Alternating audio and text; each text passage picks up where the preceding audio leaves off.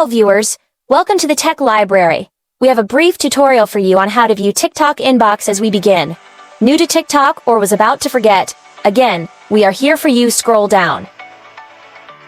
First of all, whenever you launch the TikTok app, you will see that you are immediately on the For You page. At the bottom right corner of the screen there is an icon that resembles a speech bubble. Swipe it. This is where all your notifications and messages are stored. You'll see two tabs at the top, called Activity and Messages.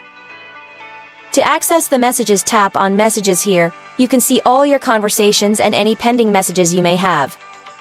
To read the message, click on the conversation you are interested in. To reply to the message, enter your text or use the emojis, and to send the media files, click the icon at the bottom of the screen. To search for a particular conversation, click on the search bar at the top of the screen. This is the last of it. You can now converse with your TikTok friends and followers. Thanks for watching.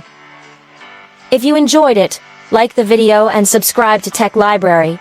Also turn on the notification sound for easier tech videos. Let's meet in the next one!